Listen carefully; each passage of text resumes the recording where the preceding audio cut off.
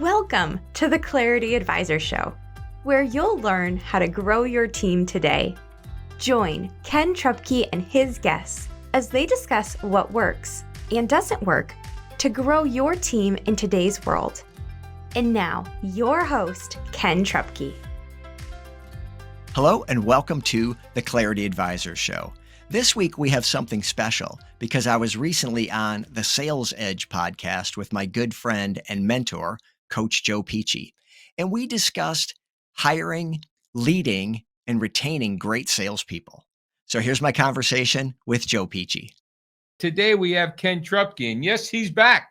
And the reason why he's back is, he is the CEO of Pro Trainings, but also he is the owner and founder of Clarity Advisors.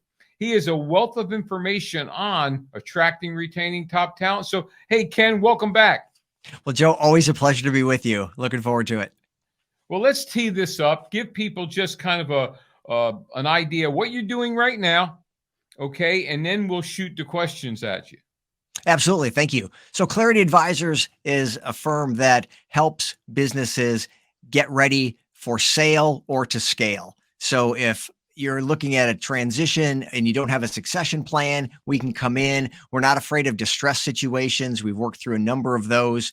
And if you got something where you want to go from generation 1 to generation 2 or 3 to 4, whatever the transition is, or you don't have somebody internally, we can help you with that. And we'll invest in businesses on the equity side as needed as well.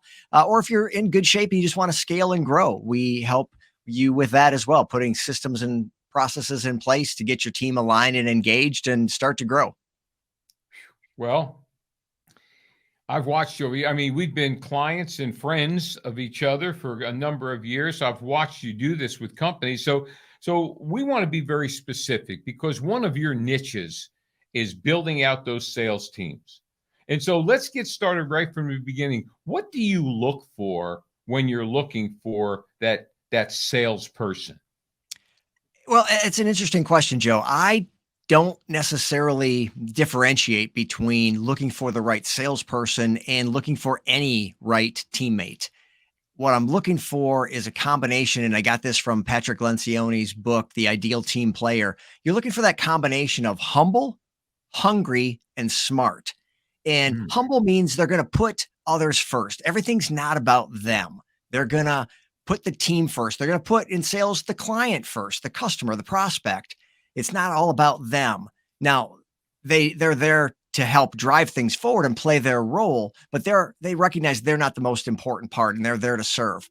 Hungry means they're willing to get after it. And that is a key thing in sales. It's a key thing anywhere. You want people that are going to come and work hard for you and show up every day. In sales, that's especially important. You really want to make sure that they're hungry to go out and serve as many as they can and really help the business. And then smart is really an EQ thing. It's an emotional intelligence, not a like intellectual intelligence. We want people that get people, that care about people. Obviously you do a lot of work with DISC, and I'm a huge fan of that. Understanding those behavior styles, being able to work with a number of different people, knowing your behavior style, and then being able to use that to communicate better with people. And again, it's so important in sales. So it's those three things, maybe a little bit notched up on the hungry part in sales, but in general, you want those characteristics and really anybody you want on your team. So when building out a sales team, you're looking for those characteristics, but what are the attributes or the skills they need to learn? Because undoubtedly, you've got to teach them. If you're hiring character and you're hiring those soft skills, great, but they don't always come in a package of having the skills built in. So what do you believe has to be trained? Well, I think product knowledge needs to be trained. I don't necessarily care if you know the industry or the products or the marketplace.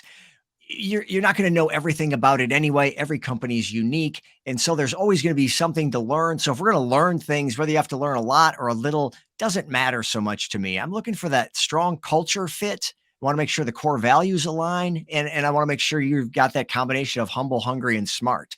And part of the hungry is you're not afraid to pick up the phone. Presumably outbound is going to be some component, of what you do. Even if you're an account manager who's primarily nurturing and growing existing accounts and you're calling on people you know, there's still going to be opportunities to call people you don't know when you get a referral. And you've got to be willing to pick up the phone and go out. And if you're specifically hired to be outbound, well, then yeah, that's your job, is to be calling people you don't know. And that's a skill that can be taught, but it's a mindset that really needs to be in place. And if somebody doesn't have that mindset and they're just not willing, there's not much you're going to do with that. And so that's what I'm looking for specifically with salespeople when I say hungry. Yeah. Well, you cannot make chicken cacciatore out of chicken poop, right? So if they, if they don't have the want to, you've been to a number of our boot camps, and the common denominator is the people walk in the room with the want to, and we can teach them everything else. Right. So talk to me a little bit about when you hire that person, some of the things that are important to you in the onboarding process.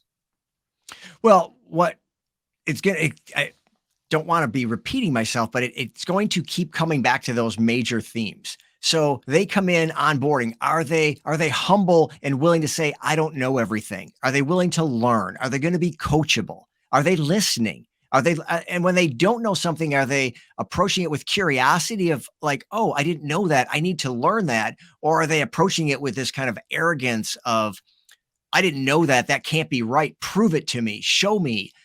You and I have talked about, here we do things this way. Right. So people coming in and being onboarded, if they've been somewhere else and done it a different way, that's great. And we're listening. We love to up our game, but here we do things this way. And we want to have a system where everybody's doing things in a very, very similar way so that we know what works and can really push on what works. And when something isn't working, we all make the adjustment. And so somebody coming in with their own take on things, well, unless we're going to adopt that across the board, I can't really have that variation if we're going to scale. And that's the idea, is that every person that we're adding to the team is helping us move that much further forward. And so I need you to come in with that humble attitude, willing to learn, willing to adapt, and willing to do things the way we do them here.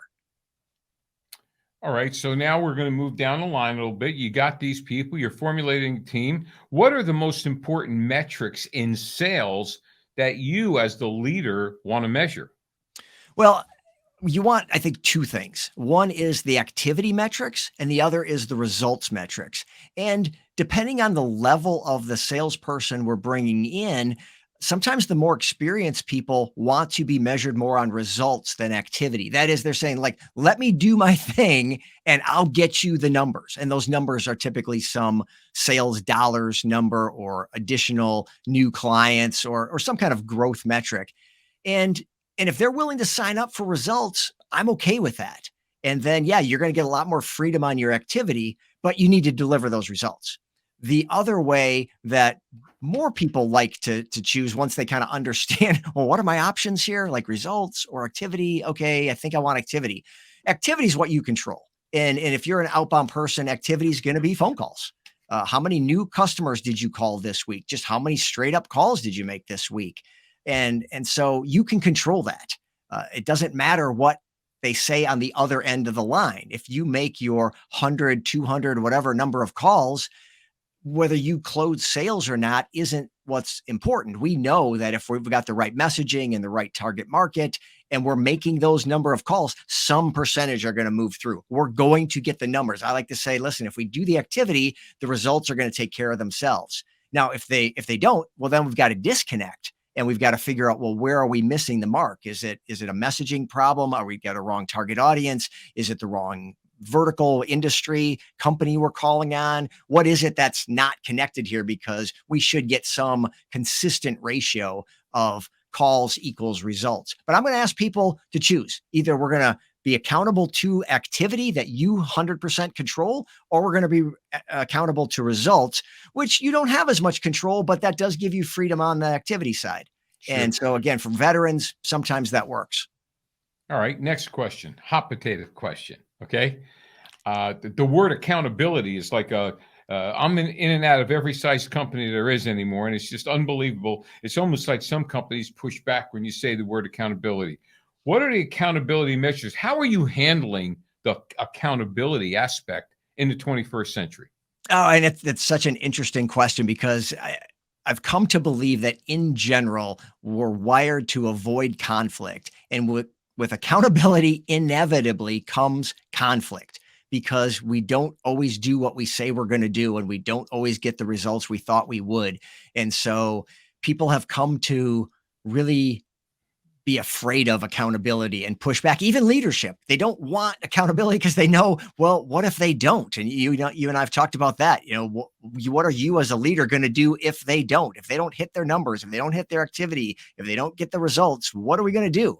And that makes everybody uncomfortable. And so I try to back it down to its basics and say, listen, guys, accountability, first of all, you need agreement. Without agreement, there's no accountability. So as a leader, you've got to make sure that you're clear with what you're looking for. What are you expecting? People are not mind readers. And where this can start to go sideways really early is when you're not clear as a leader of what you expect. What are those activity metrics or what are those results metrics that you expect? And if you don't make that clear and then people don't do what you had in your head, and then what, you get upset about that, and now they're somehow in trouble for that. And that's just not fair, and it doesn't work and causes a lot of problems. So the step one is let's get agreement. Let's sit down and go, this is what I expect. Are you signing up for that? Are you willing and able to do that? Because if there's no agreement, you can't have accountability. No, yeah. All right. So you're a veteran. Okay. You've been doing this a long time. So you've worked in different You've worked in environments where everybody was in the office. You've worked in areas where everybody's out of the office. You've worked in hybrids. Tell me this, because you are very much a mindset guy.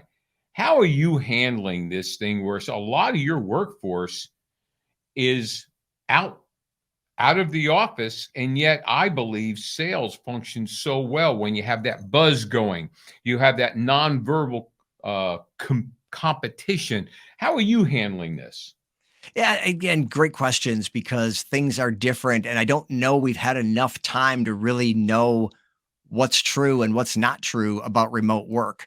Because even though there was remote work before the pandemic, we didn't have as many people remotely as often as we do now. So I think, as they say, the jury's still out a little bit.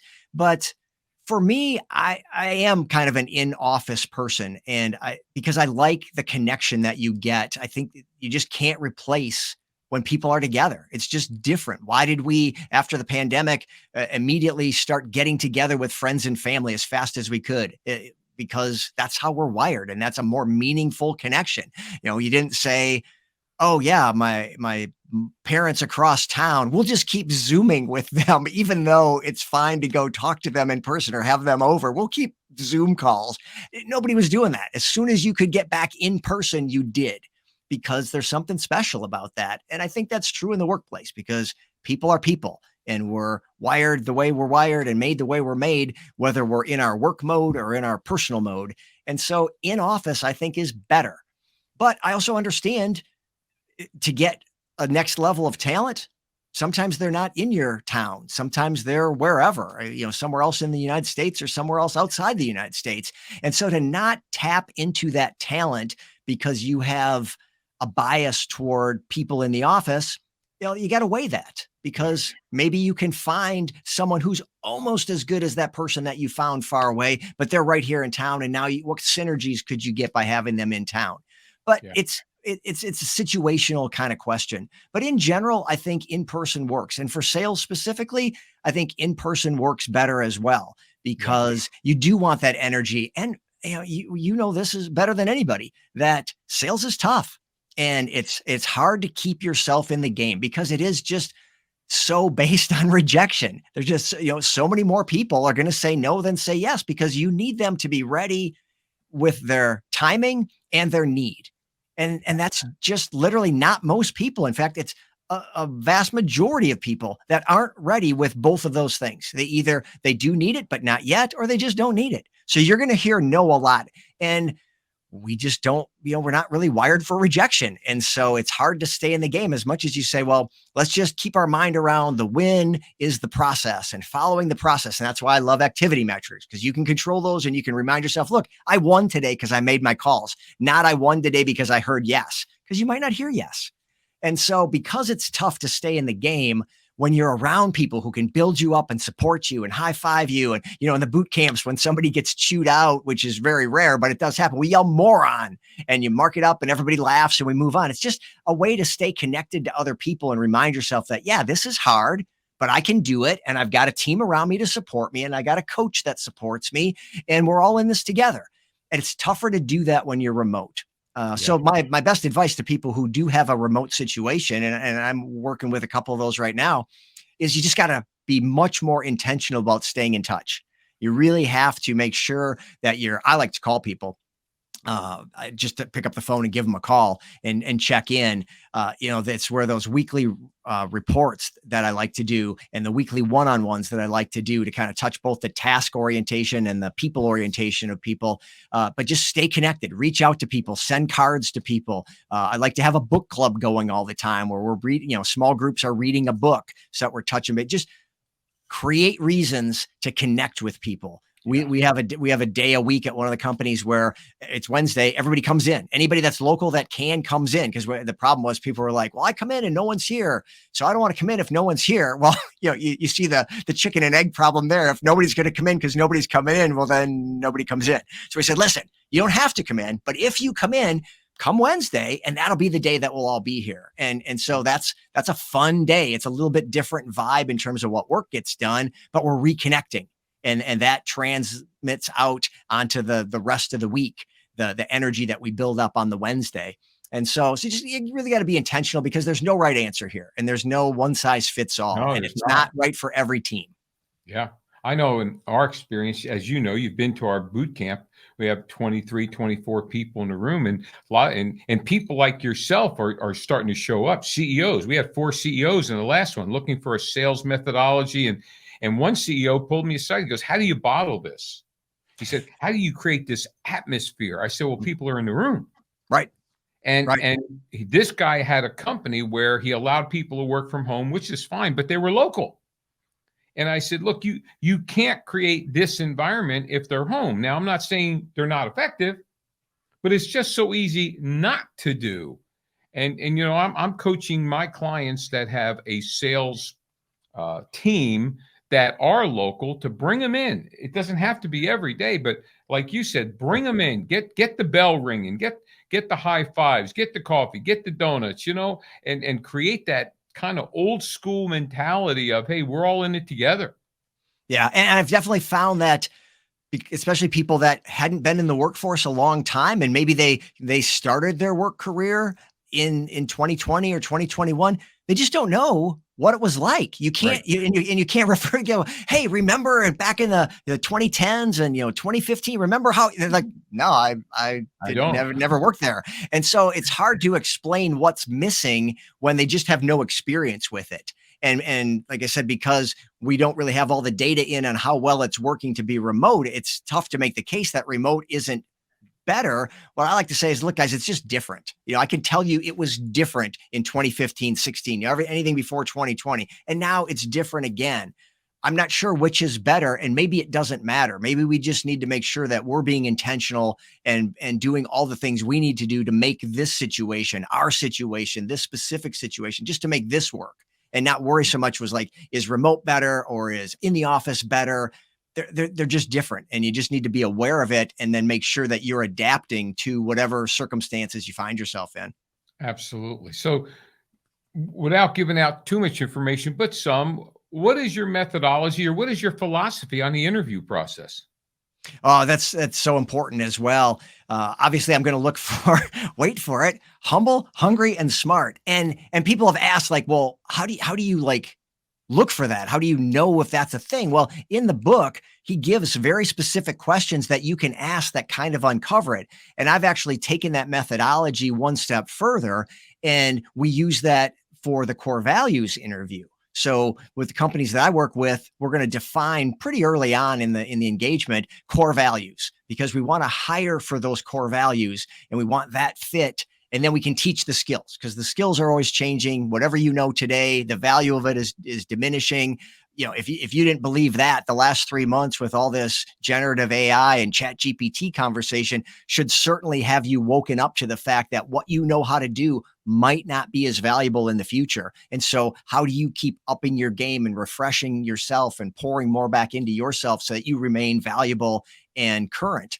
And so, we want to hire for the values, and then we'll teach the skills, because those skills are going to change. And what you know today is going to diminish in value. So we're going to have to replenish, but we want the right people on the team.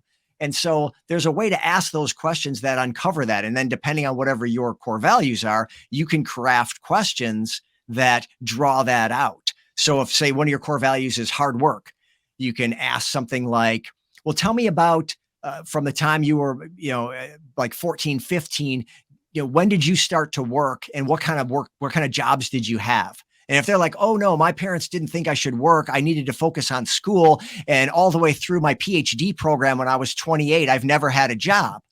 That's okay. Right. But that might not be the person you're looking for if hard work is a core value. Now, it might turn out that they worked really hard on their school.